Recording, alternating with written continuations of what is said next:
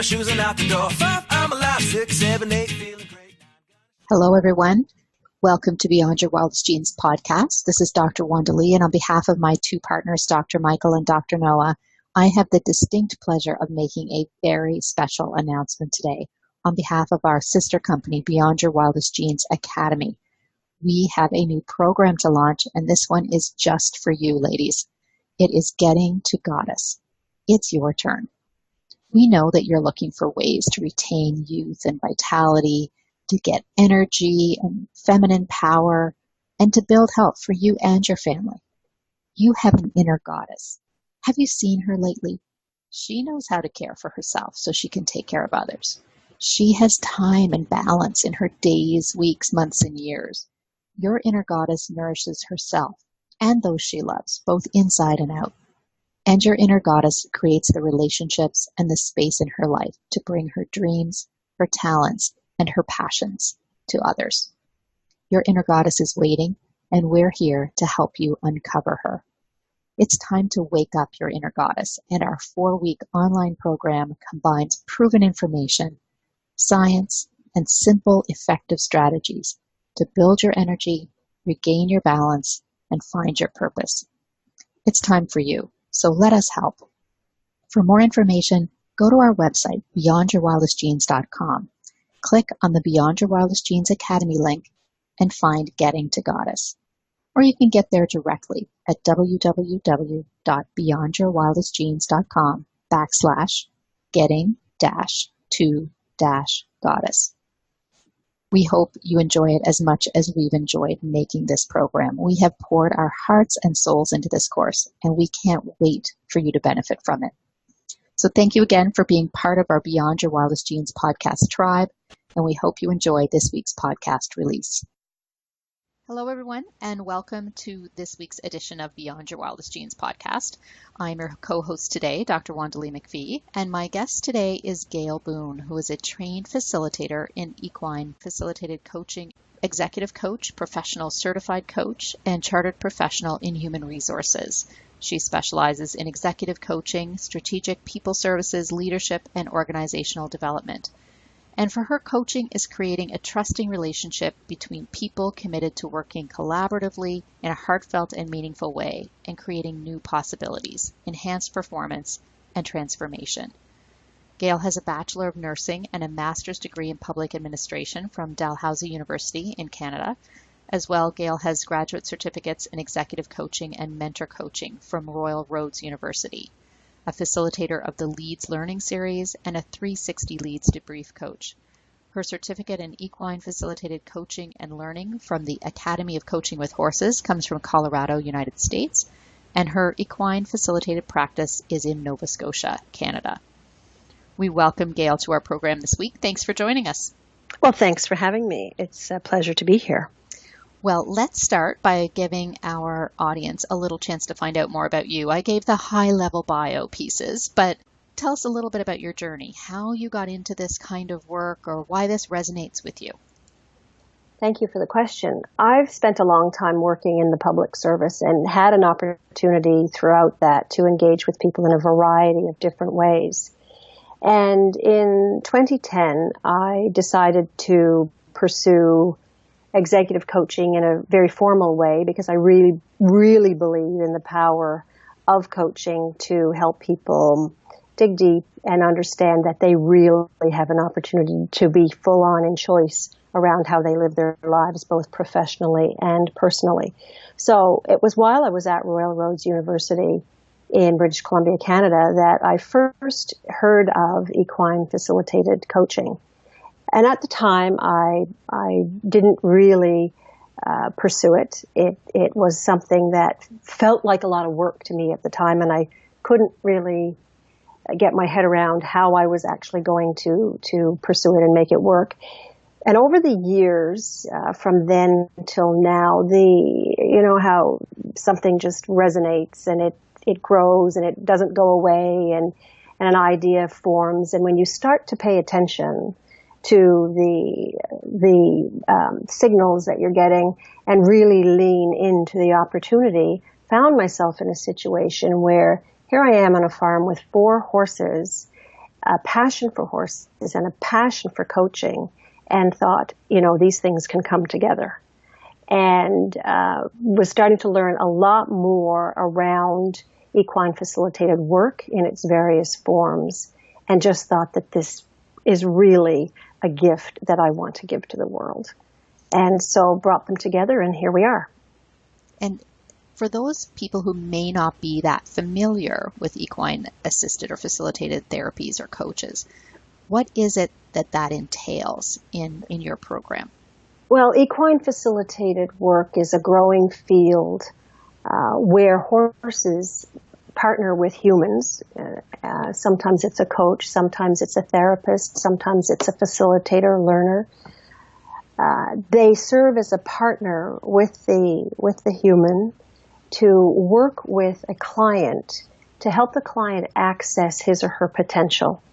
It works because horses are so in the moment. They're sentient beings, very aware, and respond with energy. They are about energy. They respond very quickly to the things that are going on in their environment. They have to stay safe. And so that's what makes them great teachers. They're in the moment, and they're a perfect partner to help reveal to a client what's going on inside. So they react to the emotional field and the energetic field of the human, and can reveal that back very quickly, immediately. Obviously, there are professionally trained facilitators and coaches like yourself, but are the horses specially trained for the program? Actually, the horses know how to do this naturally. They're sentient beings. They're very conscious and aware of everything that happens in their environment. And as a prey animal, they're constantly aware, constantly on alert. And so they react immediately. And that's what makes them the great teachers. They're in the moment. And because they're in the moment, they can mirror back the energetic and the emotional field that they are sensing from the human. So they don't need special training at all. We do care for them, especially. We make sure that we don't use them repeatedly, client after client. We pay attention to their needs. We give them a break from the work so that they're cared for and looked after, but they don't need special training to be able to do it. Now, what about the coaching training? I know you've completed recently a very in-depth and years-long program in learning this work and practicing this work and becoming the best coach of that. So what does that program entail? Oh, that program entailed a number of different dimensions, including work in energetic fields, energy work, coaching work. So someone could come to this work and actually learn how to become a coach through this program as well. Fortunately, I already had that when I went, so it was enhancing the coaching skills. And we also learn mind-body method of coaching, which is trademark of Kathy Pike of the Academy of Coaching with Horses. And that's really a method of coaching that is focused on enabling the client to just drop very deeply into their body so that they can become aware of the sensations which give rise to the feelings, which give rise to the emotion that they're holding and carrying. So we use mind-body method. We use a lot of work in helping people become present and learning how to be in the moment. It also entails learning how to work with the horse in a very reflective type of modality, so that the work they're doing while they're with the horse creates an opportunity for them to become very present, become very aware of what's going on with them. We also learn how to work with them in an active type of a situation. So they're moving the horse, and through the movement of the horse, all done with the human on the ground, through the movement of the horse through obstacles, they learn the kinds of things that are getting in the way of them moving forward in their life. And we also learn how to work with teams. So organizations, for an example, could bring intact teams together and learn about how that team functions effectively or not, based on the work that we get them to do with the horse. That's fascinating. So what if someone has no experience with horses? Or maybe they're a little bit afraid? They don't need to have experience with horses. Part of what we do is help them feel safe by creating a really safe container with the coaching work that we do prior to exposing them to the horse. And safety is a large part of this work. So we take them through safety protocols and create a container whereby at no point in time are they really at risk. Obviously, there's always some risk when you're working with live animals, but what we do is we mitigate that risk by educating them about how to keep themselves safe. We're constantly with them as they're being coached, and we also show them how to create a safe boundary between them and the horse, and how to move away if they feel unsafe in the moment. So we work very hard to set up a very safe container for them, both physically and emotionally, in order for them to be able to do this work.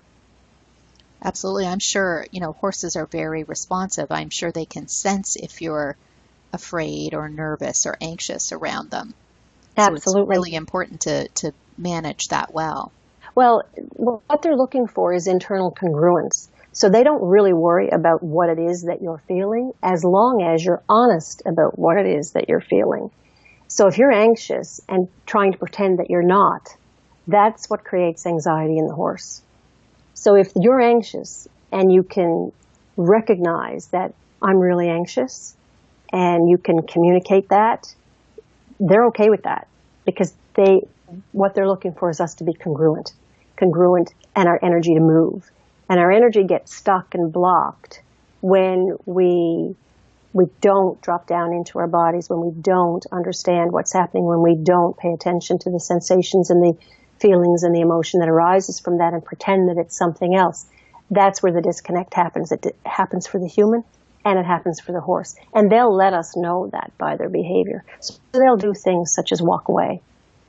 When the human is congruent and in touch with their feelings and their emotions and honest about that, the horse will move toward the human and they will display a number of different signs that's obvious for the human. They'll drop their head, they'll lick and chew, their physical presence will become softer, they will relax in their being, signaling that I've got you, I know what's going on with you, and it's okay. I think that's absolutely fascinating. And, in my smaller experience with horses, they behave like that with children. Mm-hmm, absolutely. Because they are so honest. Children are honest. There's no pretense. They are what they are, and everything that they feel is out there. And that's exactly it. That is the gift. That's the beauty of this work, is that the horses can tell us and invite us into our being, our presence in a way that's honest and real. And the thing about a horse is they don't judge. And so part of the beauty of the work is you're working in a safe container with a being who is going to help you access your core, and there's no judgment related to that. And the coach comes alongside to ask the questions, to ask you what's going on, to remind you to be present and in your body, and to help surface the things, the wisdom that your body has that it's been trying to express. I think that's amazing. Now, I'm sure I have this question in my head, so there's probably some other people listening who have it. So how would a typical session go? I'm sure that there's lots of variation because people have different challenges and different things that they're working with, but if there's such a thing as a typical format for a coaching session, how would that look? Well, it would depend upon whether we were going to design a reflective or an active session, but it's a great question. Thank you. So ideally, what we would do is we would send out a pre-workshop questionnaire to the individual so that they get a chance to think about what it is in their life that they want to work on. We also want to identify whether or not they have had any trauma in their lives. We've all had trauma in our lives, but we want to get a sense of an individual's perspective on the trauma that they have had in their life, because sometimes that will show up as we do our work together. So there's a pre-workshop questionnaire. So when the client comes on site, the coach spends some time with the client reviewing that questionnaire, getting clear about the goals that the individual has for the session. And then we will start some coaching work around what it is that they want to explore. That might be emotion, it might be boundaries, it might be trust, it might be It might be something related to their professional life. And we will travel in that territory until we get really clear what the client wants.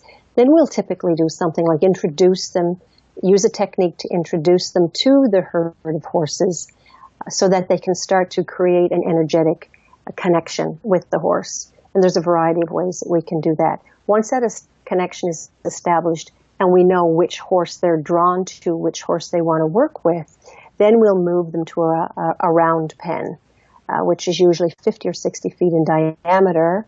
And we will do a safety demonstration, some exercises outside the round pen to help them get really clear about the question that they want to have answered and what they want to get out of this session with the horse. And then when they're ready, we move them into the round pen with the horse.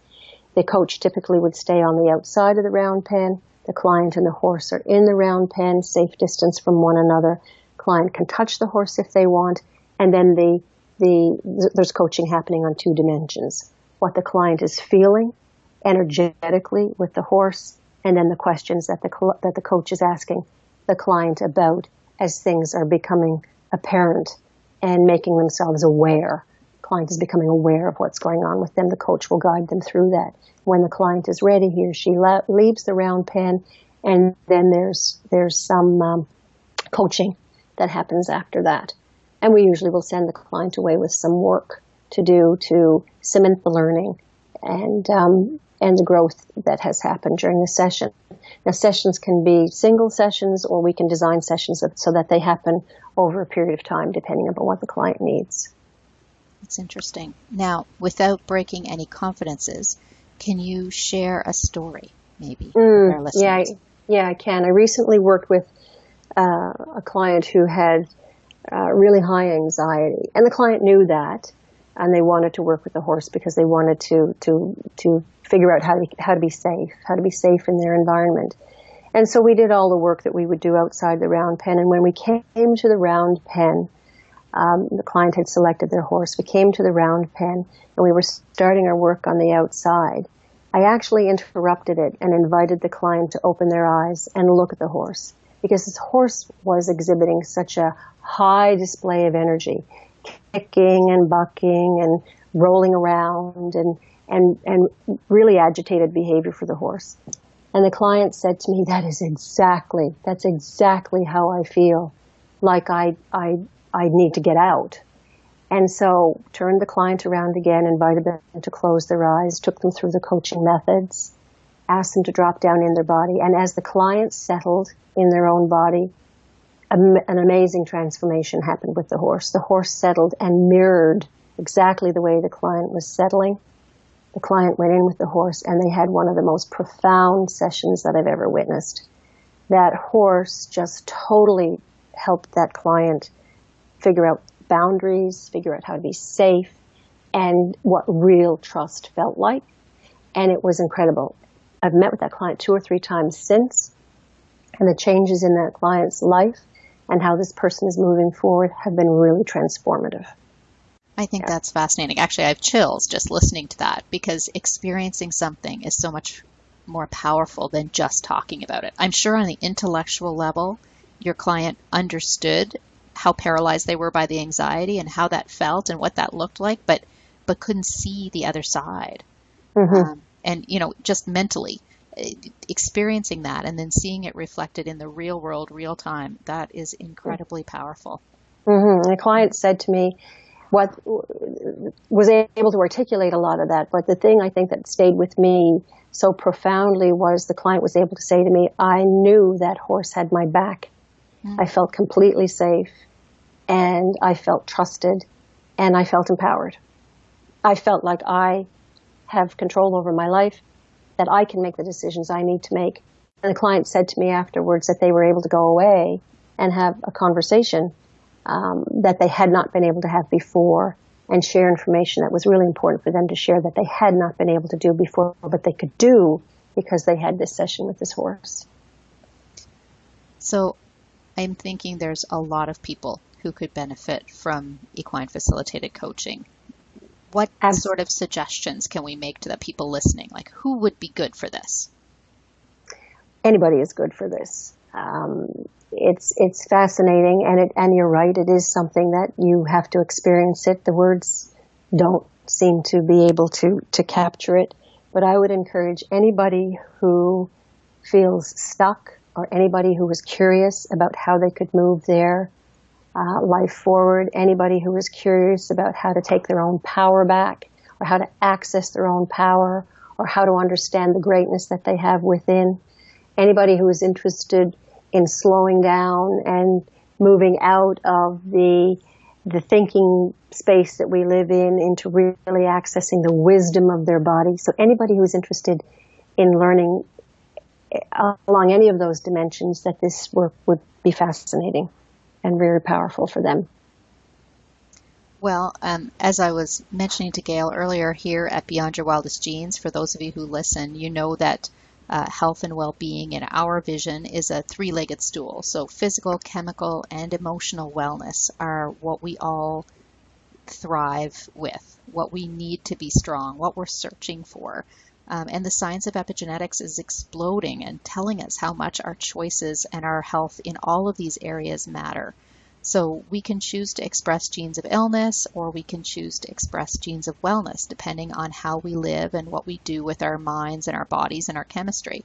So we are dedicated to helping everybody access as many tools in these areas as we can. And certainly emotional well-being is a complex and complicated area, and we're so thrilled to have Gail with us today to share. Thank you. Oh, you're welcome. And we're going to be posting a transcript of today's episode. We do have them all transcribed. We have 2 transcribers in Africa, actually, who work to share this message with everyone in the written form as well as the audio form. And you can access that on our website at www.beyondyourwildestgenes.com. As always, we are thankful for everyone who's listening and amazed at the response, as we now have almost 500,000 listeners worldwide.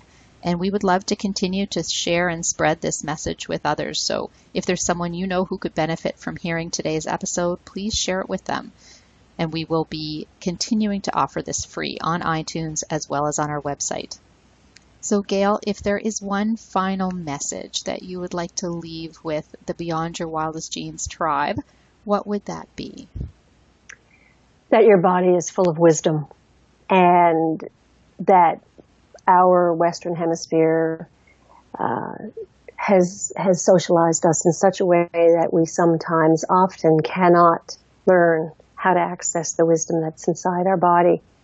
And anything and everything that we can do to realize that we need to be listening carefully and deeply to our body is really, really important.